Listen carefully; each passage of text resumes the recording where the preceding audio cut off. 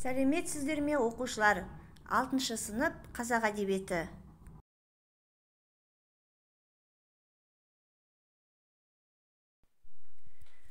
Сабақтың оқу мақсаты әдеби шығармада көтерілген әлеуметтік қоғамдық мәселені идеясы арқылы түсіндіру. Балалар, бүгінгі біздің жаңа сабағымыздың тақырыбын анықтау үшін мына берілген суреттер арқылы өткелі отырған шығармамыздың авторын, шығарма атын болжап көрелік.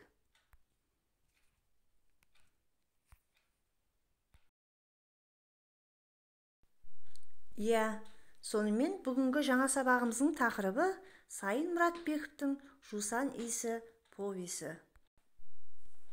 Сайын Мұратбеков 1936 жылдың 15 қазанында Алматы облысының Қапал ауданындағы Қоңыр ауылында туған.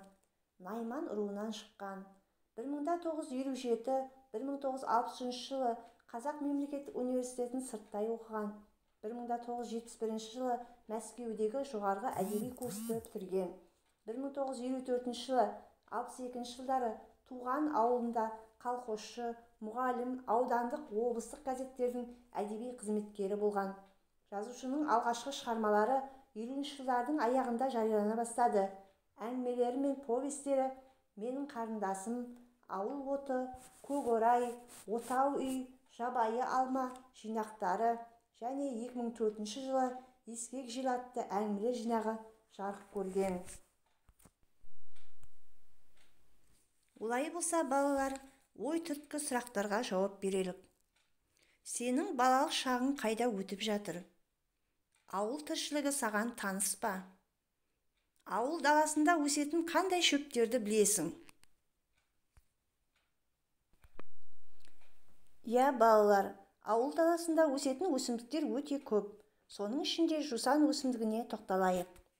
Жусан құнарлы мал азығы, дәрілік, тағамдық дәруменді, эфир майлы өсімдік. Жусан жер бетіндегі өсімдіктердің ең ащысы. Оның пайдалы жақтары да жетерлік. Ащы жусан Маңғыстауда, ал ақ жусан мен қара жусан Балқаш Алакөл ойысында өседі. Дермене жусанынан соғыс жылдарында бірнеше дәрі-дәрмек түрі жасалған. Шығарманың «Жусан иісі» деп аталуы соғыс кезіндегі жетім балалардың арманы, соғысқа аттанған әкелеріне деген сағынышы, ауылдағы жусан төбелерінде өткен балалық шақтағы оқиғаларды суреттеуі себеп болған.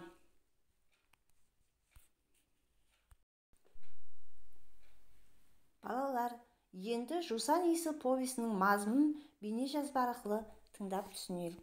Ол әжесі екеуі біздің ауылға 42 жылдың жазында көшіп келген. Мал дегеннен тек бұзаулы қоңыр сиыры бар еді. Аянның әкесі майданға аттанып, туған анасы содан 2 ай бұрын қайтыс болыпты. Біздің ауылда әжесінің жамағайын төркіндері бар екен. Соларды сағалап келсе керек. Біз балалар көшеде 2-ге жарылып ап, қағазға топырақ орап, бұрқылдата лақтырып, атысып ойнап жүргенбіз. Ары өтіп, бері өткен кемпір шал, желкен қиылғырлар-ай, соғыс аздай бұл атысып ойнады дегенді қайдан шығарды осылар? Басқа ойын аз бей деп ұрсып қуып тастайды. Бірақ олар кетісімен қайта жиналамыз, қайта атысамыз. Желсіз тымырсық күнде бұрқылдаған май топырақ тұманша қалқып, шаңытып тұрып алады. Жуық арада сейілі қоймайды. Соның арасында тұншыға жүріп, көзіміз ғана жылтырап, бір-бірімізге оралап ұмтыламыз. Ойынның осында бір қызу шағында біздің атаман Садық кіл тоқтай қап, «Ей, анау кім ей?» деген. Бәріміз сол нұсқаған жаққа қарадық.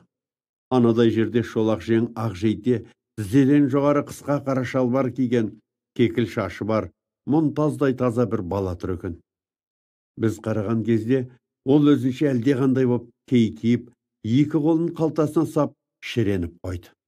Ойынды тастай сала бәріміз бірдей топырлай жүгіріп, әлгінің қасына келдік. Адам көрмегендей бір-бірімізді кимелеп, қоршалай тұра қалдық.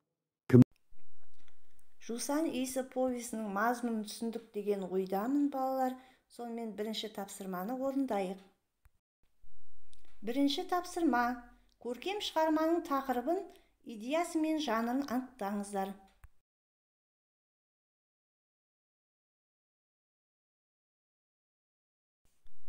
Жауабы: тақырыбы соғыс кезіндегі балалардың тағдыры немесе жетімдіктің азабын тартқан аян. Идеясы: жетім баланың ата-анасын сағынуы, оның арманы мен үмітін көрсету арқылы басқа замандастарына ой салу. Жанры: повесть, баяндау түрінде қара сөзбен жазылған оқиғалы көркем шығарма. Екінші тапсырма: мен жалғастырамын әдісі арқылы повестегі кейіпкерлерді, үзінділерді қаншалықты есте сақтағанымызды тексеріп көрейік. Мәтінді дәптерге орындап, көп нүктеден кейін әрі қарай жалғастырып жазамыз. Бірінші: алыстағы қалған балалық шағым, ойымнан жарғақ сары тоны қаудырлаған. Екінші: ей бала, сендер кеше көшіп келдіңдер ғой, ә? Үшінші: барлық әріптерді неге тезірек үйретпейді екен? Шіркін ағама хат жазатын. Төртінші: қарағым жолың болсын, жақсыдан қалған тұяғың.